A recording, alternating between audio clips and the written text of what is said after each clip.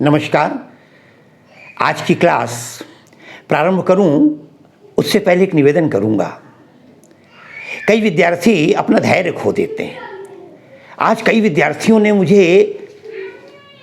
ये बात लिखकर भेजी कि सर ये दो पद दूसरे दिन आया, वो हमारी क्लास का नहीं था, वो किसी दूसरे बोर्ड का था। साथियों, हमारे पास पूरा भारतवर्ष है और भारतवर्ष के विभिन्न प्रांतों के अलग अलग विद्यार्थी हैं। 10th के भी हैं, 12th के भी हैं, बीए के भी हैं। एमए का तो कोई विद्यार्थी उसे किसी ने लिखा नहीं। और ऐसी स्थिति में सबने अपने अपने पद लिखकर भेजे हैं। मेरे पास लगभग 15 से 20 पद आए हैं पाठ्यक्रम के अनुसार, तो मैं छांट रहा हूं, उनमें से क्रम से बना रहा हूं। आप बिल्कुल निश्चिंत रहें कि आपका पद भी आएगा। लेकिन कोई पद पढ़ने में बुरा नहीं है, आप इनको पढ़ें। विशेष रूप से छोटी क्लास वाले बड़े में काम देगा। तो इसलिए मैं एक ही निवेदन करूंगा कि आप ये न समझें कि अब मैं आपकी पढ़ाई बंद करके किसी दूसरे क्लास की पढ़ाई शुरू। अच्छा, बीच में मैं देखता हूं कुछ लोग अपना ये कहना शुरू कर देते हैं, सर आप वात्सल्य का पढ़ाइए, सर आप ये करिए, सर आप इसमें आ जाइए। एक क्रम चल रहा है, एक शीर्षक चल रहा है, आप निश्चिंत रहें। समय तो इतना ही होता है, एक ही क्लास रोज हो सकती है। और ऐसी स्थिति में मैं आपके प्रति शुभकामनाएं रखते हुए आज का सूर का जो पद है बड़ा प्रसिद्ध पद है। देखें आप, निर्गुण कौन देश को बासी। साथियों, एक बार फिर बता दें, सूरदास भक्तिकाल के कवि, उनकी भाषा ब्रजभाषा।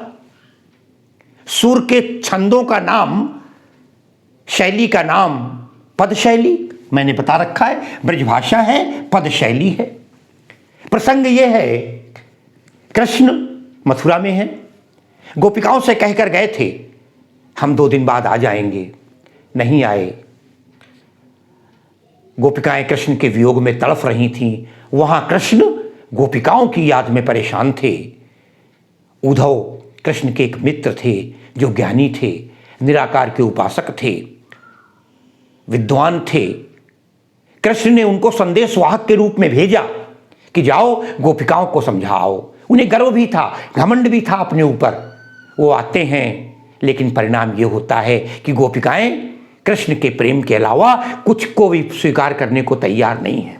कृष्ण अपने संदेश भेजा है, उस संदेश को सुनने के बाद वो पीड़ित होती हैं, लेकिन उद्धव का संदेश कि निराकार को अपना लो, निर्गुण को अपना लो, ये सुनने को कतई तैयार नहीं होती। गोपिकाएं समझ गईं कि उद्धव ज्ञानी हैं, अकाट्य विद्वान हैं, इनसे हम शास्त्रों में पराजित नहीं हो सकती। इसलिए उन्होंने एक काम किया कि बोली, बड़े सहज सरल ऐसे प्रश्न करेंगे समाज के कि जिसका ये उत्तर ही न दे पाए। उसे मूल जरूल भी कह सकते हैं, उटपटांग भी कह सकते हैं। तो गोपिकाओं ने यही सोच करके और उनसे ऐसे प्रश्न करने शुरू कर दिए कि उद्धव की मत चकरा गई, परेशान हो गए। अरे रत्नाकर को अगर आप कभी पढ़ें, गोपिकाओं ने सीधा कह दिया, हे उद्धव धरि राखो ज्ञान गुण गौरव गुमान गोई। अरे गोपिन को आवत ना भावत भड़ंग है, कहां रत्नाकर करत टाए टाए वृथा, सुनत ना को यहाँ यह मुचंग है। और हु उपाय केते सहज सुढंग। उद्धव अरे सांस लोकिबे को कहा, जोग ही कुढंग है, कुटिल कटारी है, अटारी है उतंग अति, जमुना तरंग है, तिहारो सत्संग है। इस तरह के प्रश्न थे, तमाम बार कह दिया। तो निर्गुण ईश्वर की बात सुनकर गोपिकाओं ने कहा, अच्छा ठीक है, अरे उद्धव हम तुम्हारी बात मान लेते हैं। उद्धव भी खुश हो गए होंगे कि चलो हमारी बात मान रही हैं, निराकार की उपासना करेंगी। बोली, एक बात बताओ, पानी पियो छान के और गुरु करो जान के, मगर एक बात बताओ, हम जिसके बारे में, जिसको अपनाने जा रही हैं, जिसको सामान्य रूप से हम मित्र बनाते हैं, परिचित करते हैं, उसके बारे में बहुत कुछ जान लेते हैं, उसका बायोडाटा जान लेते हैं। हे उद्धव एक काम करो, मुझे निराकार ईश्वर के बारे में 2-3 बातें बता दो। अरे उद्धव बोले, क्या दिक्कत है, पूछो, क्या जानकारी चाहती हो। उन्होंने पहला प्रश्न कर दिया, निर्गुण कौन देश को बासी। हे उद्धव, तुम्हारा जो निर्गुण है, निर्गुण हम जब लिखेंगे गद्य में तो निर्गुण नहीं लिखेंगे, ये ब्रजभाषा है, कविता बनी है, आप लिखेंगे निर्गुण। निर्गुण कौन देश को, किस देश का, देश का अर्थ यहां पर आप अमेरिका रूस चीन जापान न लगाएं, कहां का रहने वाला है। निर्गुण कौन देश को वासी, कहां रहता है। अरे भाई, कृष्ण तो मथुरा में है, राम अयोध्या में है, सबका अपना पुराना गांव था, पुराना जमाना था, छोटे छोटे राज्य हुआ करते थे। लोग एक छोटे से राज्य को देश कहा करते थे। कई बार महिलाएं कह दिया करती थी, अरे हमारा पति तो परदेश में पड़ा है। तो कहती निर्गुण कौन देश को वासी, वो निराकार ईश्वर किस देश का रहने वाला है। और अगर देश भी मान लें आप तो क्या हुआ, कृष्ण तो भारत के हैं, ये तुम्हारा निराकार ईश्वर कहाँ का है, अमेरिका का है, रूस का है, चीन का है, जापान का है, कहाँ का रहने वाला है बताओ ना। निर्गुण कौन देश को वासी, पहले वाक्य में ही आप देखें अंत में प्रश्नवाचक चिन्ह लगा हुआ है। साथियों अलंकार मैंने छोड़े हैं भी, ब्रज भाषा पद शैली अलंकार, रस होता है, रस पूरा वियोग श्रृंगार है, ध्यान रखिएगा, वियोग श्रृंगार, तो श्रृंगार रस है और श्रृंगार रस का वियोग पक्ष हो गया, वियोग श्रृंगार, ठीक है, रस भी हो गया। अब आइए अलंकार, पहला अलंकार, कविता में जहां भी किसी से प्रश्न किया जाए, ध्यान रखिएगा, कविता में जहां किसी से प्रश्न किया जाए वहां प्रश्न अलंकार होता है। यहां पर देखें आप, निर्गुण कौन देश को वासी, किस देश का रहने वाला है। गोपिकाओं ने उद्धव से प्रश्न किया है, इसलिए पहला अलंकार कौन सा हो गया, प्रश्नालंकार। साथियों हो सकता है आपकी किसी पुस्तक में प्रश्न अलंकार अलग अलग लिखा हो, मैंने संधि कर दी है प्रश्नालंकार। ये पहला अलंकार है जो शायद आपको क्लास 10th में भले न लिखना पड़े कि वहाँ व्याख्या नहीं लिखाई जाती, वहाँ तो केवल लघु उत्तर होते हैं लघु प्रश्न के, लेकिन बाकी 12th के विद्यार्थी ध्यान रखिएगा, काव्य सौंदर्य में पहला अलंकार आपको मिला, कौन सा अलंकार, प्रश्नालंकार। कहाँ पर, कौन देश को वासी।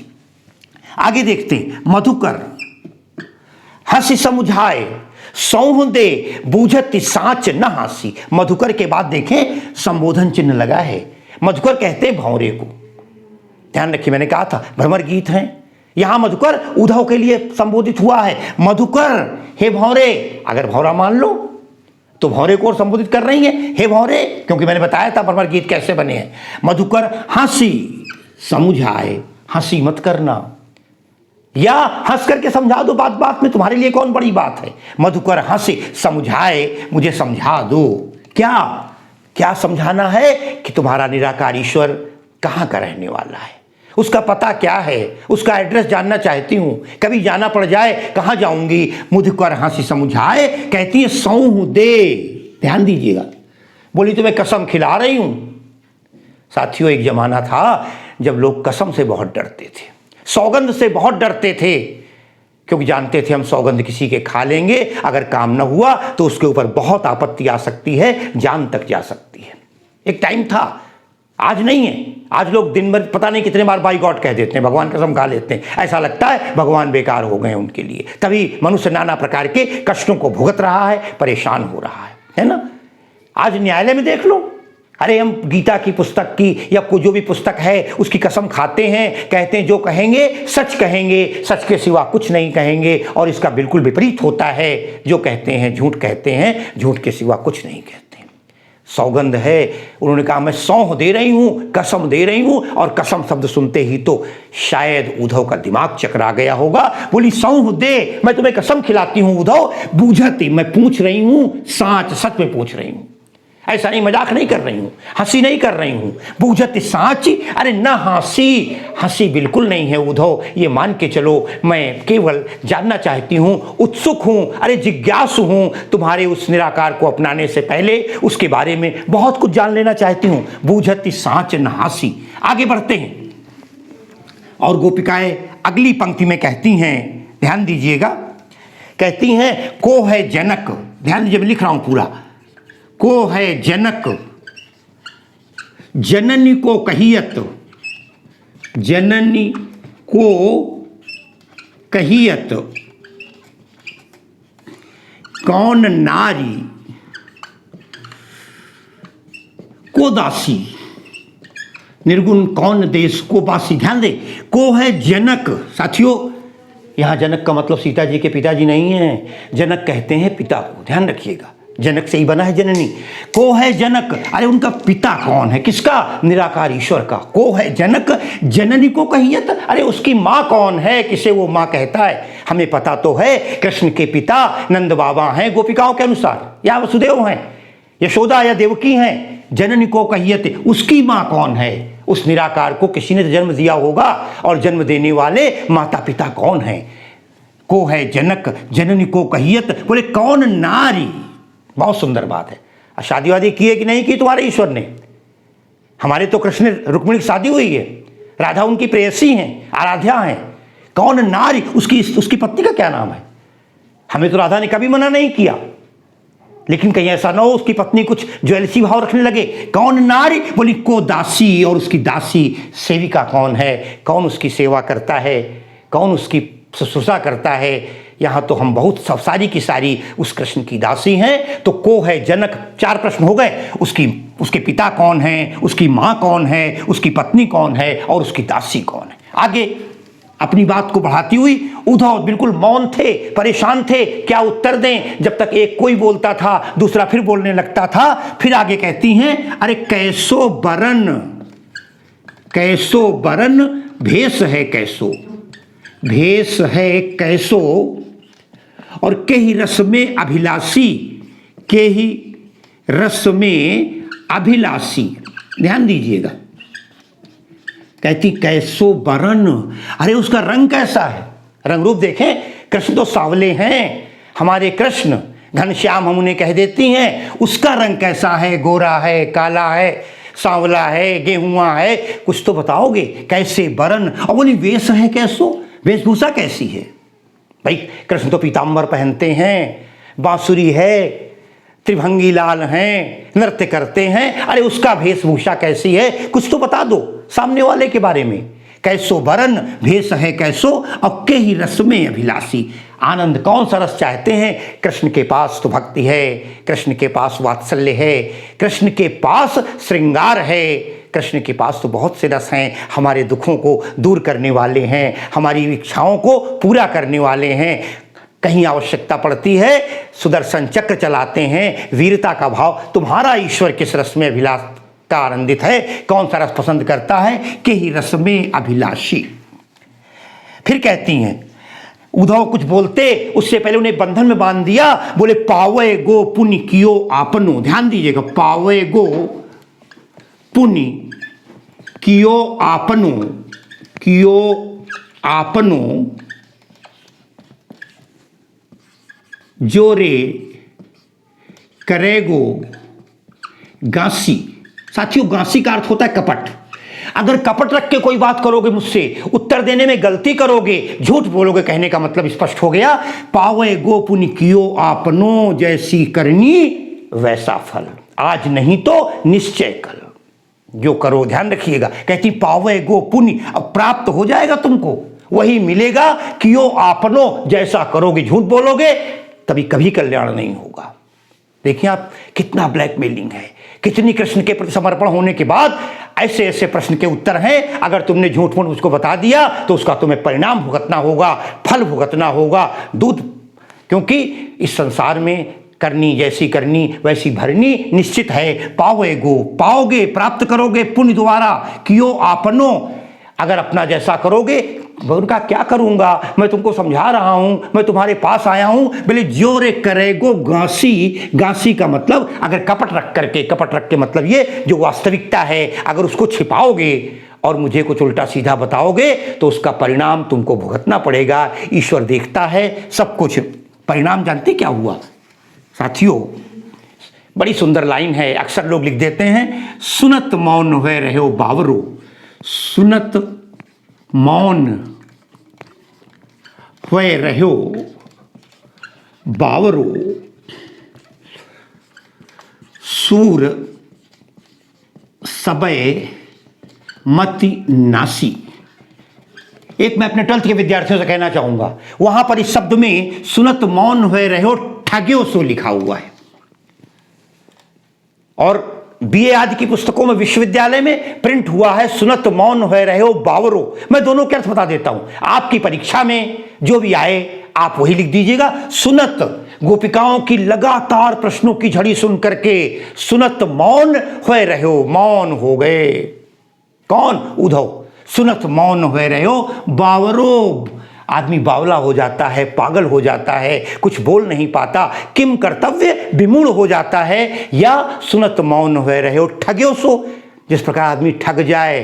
कल्पना कीजिए, कई बार ऐसा होता है, आप किसी को 1000 रुपए दे दे रास्ते में, अरे बड़ी गजब का कपड़ा खरीद के लाया हूं, और देखो तो खोल करके, जब उसे खोल के देखें अंदर फटा हुआ निकल जाए, अरे आपका मुंह खुला का खुला रह जाएगा, क्योंकि आप ठगे जा चुके हैं। जब हम ठग जाते हैं, कोई हमें ठग लेता है, बेकार की चीज़ दे देता है, तो आज ऐसा लगा कि गोपिकाओं ने उद्धव को ठग लिया है। ठगा हुआ व्यक्ति कोई जवाब नहीं दे पाता, कुछ बोल नहीं पाता, दांतों तले उंगली दबा लेता है। तो सुनत मौन है रहो बावरो। सुनते ही उद्धव बावले बन गए, पागल से हो गए, उत्तर न देने वाली स्थिति में हो गए। और हुआ क्या, सूरदास जी वर्णन करते हैं, कहते हैं सूर सबय मति नासी। अरे उनकी सारी बुद्धि नष्ट हो गई, बुद्धि काम नहीं कर रही थी। कहाँ ये गोपिकाएं, और कितने बढ़िया प्रश्न कर रही हैं, जिनके एक भी प्रश्न का उत्तर नहीं है। जिसने सारे शास्त्र पढ़ लिए हैं, जिसने सारे वेद पढ़ लिए हों, जिसे पूरा अकाट्य विद्वान हो, जो ज्ञान का गरिमा का से ओतप्रोत हो, अखंडित हो, आज उसको इन महिलाओं ने, प्रेम की भरी गोपिकाओं ने, रस से भरी गोपिकाओं ने निरुत्तर कर दिया, उसकी वाणी को पंगु कर दिया। ये था सूर का पद। तो आपको देखें, आप एक प्रश्नालंकार है। मैंने एक और बताया, जहां लिखा था शुरू मधुकर, मधुकर को संबोधित किया गया है। कविता में जहां पर किसी को संबोधित किया जाता है ना, हमने संबोधित करके कह दिया उठो लाल अब आंखें खोलो, तो वहां पर संबोधन अलंकार हो जाता है। ध्यान रखिएगा, प्रश्न अलंकार, संबोधन अलंकार, अनुप्रास तो कई जगह मिलता ही है। अनुप्रास देख लीजिए, ठीक है ना। तो ये अलंकार थे। गुण माधुर्य है, माधुर्य गुण होगा, कृष्ण के प्रति एकनिष्ठ प्रेम। और अंत में आप देखें, यही है पद। और इस पद के अनुसार भी अगर देखा जाए तो ज्ञान पर प्रेम की विजय हो गई, क्योंकि मौन है रहो, उत्तर नहीं है ज्ञानी के पास। ज्ञानी होते हुए भी आज निरुत्तर हैं, चुप हैं, एकाग्रचित हो गए हैं। उद्धव कोई उत्तर नहीं दे पा रहे हैं। आज के लिए ये प्रसंग पर्याप्त था। अगले वीडियो के लिए तैयार रहें, सब्सक्राइब करते रहें, शेयर करते रहें, खूब चयन करते रहें। समास, उपसर्ग, प्रत्यय, अलंकार, रस सब तो पड़े हुए हैं। मौका पड़ने पर अपने घर वालों को, माता पिता को, बुजुर्गों को राम कथा कहने सुनने के लिए बड़े आराम से खूब सर्च कीजिए। तमाम वीडियो हैं 200। और इसी के साथ सबको धन्यवाद और शुभकामनाएं देते हुए अपनी बात को विराम देता हूँ।